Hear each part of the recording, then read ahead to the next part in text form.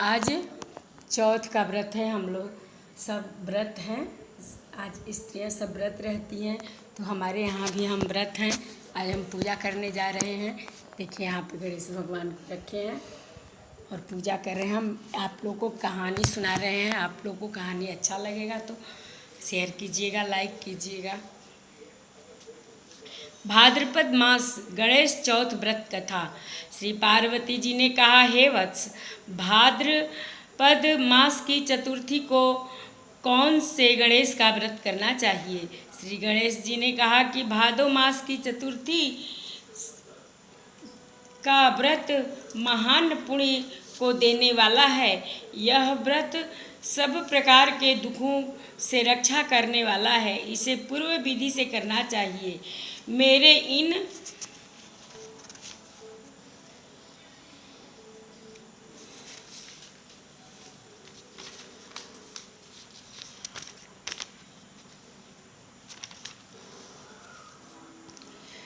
विनायक एक दंत, कृष्ण पिंग, गजानन, लंबोदर, भालचंद्र, हेरंब, विकट, वक्रतुंड, आखुरथ, विघ्नराज, गणाधीप 12 नामों से 12 मास तक चंद्रमा के उदय होने पर पूजा करें। इस व्रत की कथा का वर्णन कहता हूँ, सो सुनो। पुरातन काल में अत्यंत श्रेष्ठ नल नामक राजा राज्य करता था।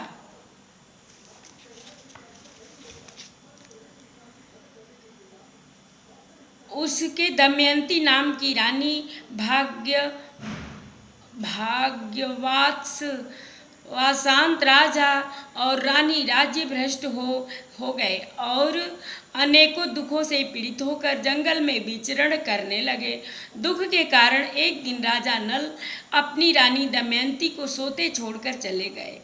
तब दमयंती ने इस व्रत को किया, जिससे उसे पुनः राजा नल प्राप्त हो गए। पार्वती जी ने कहा, हे पुत्र, रानी दमयंती ने इस व्रत को किस विधि से किया था? श्री गणेश जी ने कहा कि माता, राजा नल पर जब विपत्ति आई तो सारा राज्य का खजाना खाली हो गया। राजा ने जुए में सब कुछ खो दिया, हाथी घोड़े सब छीन गए। तब राजा नल और दमयंती असहाय अवस्था को प्राप्त होकर जंगल को चले गए। वहाँ पर दैववश राजा और रानी भी बिछुड़ गए। राजा रानी अलग अलग घूमने लगे। विचरण करते हुए एक समय दमयंती को ऋषि सरभंग के दर्शन हुए। ऋषि सरभंग को दमयंती ने हाथ जोड़कर प्रणाम किया और विनम्र भाव से प्रार्थना की, हे महर्षि, मेरे पति का मुझसे वियोग हो गया है। मैं अपने पति से पुनः किस प्रकार मिल सकूंगी? ऐसा कोई उपाय बतलाइए। महर्षि सरभंग बोले, देवी, तुम बड़ी श्रद्धा और भक्तिभाव से भादो मास की चतुर्थी का व्रत किया करो। इस व्रत के प्रभाव से तुम्हारे पति तुम्हें वापस मिल जाएंगे, तुम्हारा राज्य भी तुम्हें वापस मिल जाएगा। गणेश जी बोले, हे माता, महर्षि सरभंग के कहने पर दमयंती ने भादो मास की चतुर्थी का व्रत आरंभ कर दिया। व्रत के प्रभाव से रानी को पति प्राप्त हो गए। राजा नल और उनकी रानी दमयंती पुनः अपना राज्य प्राप्त कर सुखपूर्वक रहने लगे। श्री कृष्ण ने कहा, धर्मराज, तुम भी यह व्रत करके गणेश जी की कृपा से अपना राज्य प्राप्त कर सुखपूर्वक रहो।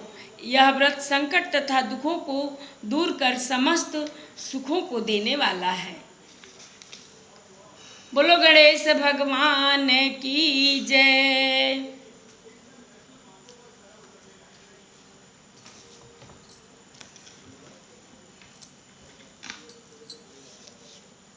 एक राजा थे, और उनकी माँ बहुत बूढ़ी थी। राजा तो मर गए, उनकी माँ बहुत बूढ़ी थी। एक दिन क्या हुआ कि गणेश जी एक छोटे बच्चे का वेश बना करके और एक छोटे से चम्मच में दूध और 2 दाना चावल लेके घूम रहे थे। मुझे कोई खीर बना के देगा। तो सब कोई यही कहता है कि अरे ये बच्चा कैसा है, इसको खीर बना के इतना छोटे बर्तन में लेके घूम रहा है, कौन इसको खीर बना के देगा। तो एक उसी बूढ़ी माँ के पास गए, बोले कि बूढ़ी माँ मुझे खीर बना के दे दो। बूढ़ी माँ बोली ठीक है बेटा, मैं आपको खीर बना के दूंगी। और वो ज़मीन में चूल्हा खुदवाने लगे, बहुत बड़ा चूल्हा बना, उसमें बड़ा सा कढ़ाहा रखा गया। और बूढ़ी माँ कह रही हैं कि अरे हेती को चम्मच, इतना छोटा चम्मच है, आप कैसे इसमें इसमें कहाँ से इतना दूध आएगा कि इतना बड़ा कढ़ाही रखवा रहे हैं। तो बोले कि नहीं बूढ़ी माँ, आप इसको रख दीजिए। और बूढ़ी माँ नीचे चूल्हा खोद के और जो बड़ा वाला कढ़ाई था उसमें रखी चूल्हे पे, और लगी दूध को ढारने, चम्मच से निकाल रही हैं। वो चम्मच जस का तस था, उसमें से दूध गिरता जा रहा था, गिरता जा रहा था, कढ़ा भर गया, पूरा सब बर्तन, बूढ़ी माँ के घर का सब बर्तन भर गया। अब दूध अधिक हो गया, अब बूढ़ी माँ क्या करें, फिर वैसे ही रख दी और उसमें चावल डाली, खीर बनाई। तो गणेश जी बोले कि बूढ़ी माँ सबको न्योता दे दो। गई न्योता देने के लिए, सबको यह कह रहा है कि अरे बूढ़ी कंगाल है, ये कहाँ से इतना खाना पीना पाई है कि सबको न्योता दे रही है, कहीं अपने घर बुला के हम लोगों को भूखा न रख दे। तो हम बहुत लोग कहते हैं चूल्हा नेवार, उस गांव में किसी के यहाँ चूल्हा नहीं जलता, उसको चूल्हा नेवार बोलते हैं। तो जब वो बनाई खीर और खीर ज़मीन पे गिर गया, तो सोच रही हैं कि पता न मीठा है कि नहीं है, चलो इसको थोड़ा टेस्ट करके देखते हैं। तो बूढ़ी माँ उसको अपनी जीभ से लगा के बोल रही है जय हो गणेश जी। तब तक गणेश जी आ गए। तो बोली कि अरे बचवा कहाँ चले गए थे, मैंने आपको भोग लगाने के लिए खोज रही थी। तो गणेश जी बोलते हैं अरे बूढ़ी माँ, आप तो पहले ही भोग लगा चुकी हैं। तो बोली कि नहीं, अभी हम भोग नहीं लगाए हैं। बोल रहे हैं गणेश जी की भोग लग गया, आपने कहा है ना कि जय हो गणेश जी। तो गणेश जी अपना भोग ग्रहण कर लिए। बोले कि अच्छा बचवा सही बोल रहे हो, तो हाँ बूढ़ी माँ सही बोल रहा हूँ। तो गई सबको न्योता देने के लिए, सबको निमंत्रण देने के लिए, निमंत्रण दे के आई। तो फिर विजय कराने के लिए गई, सब कोई आने लगा, सब बैठने लगा। अब बूढ़ी माँ सबको खिला पिला के सबके घर बंटवा के, फिर भी वैसे ही कढ़ा में जस का तस खीर पड़ा ही था। तो वो पूछे कि ये बचवा, ये इस खीर को हम क्या करें। तो गणेश जी बोल रहे हैं बूढ़ी माँ, जो आपके पिछवाड़ा में जगह है उसी में खुदवा के और इसको डलवा दो। वो पिछवाड़े खुदवा के और उसी में खीर डलवा दी। फिर सुबह हुआ तो गणेश जी बोले कि बूढ़ी माँ उसको खुदवा के देखिए। खुदवा के देखी तो इतना सारा सोना चांदी हीरा मोती सब भरा पड़ा था। उनका राज्य वापस आ गया, उनका बेटा भी मिल गया। तो एक बार प्रेम से बोलो गणेश भगवान की जय।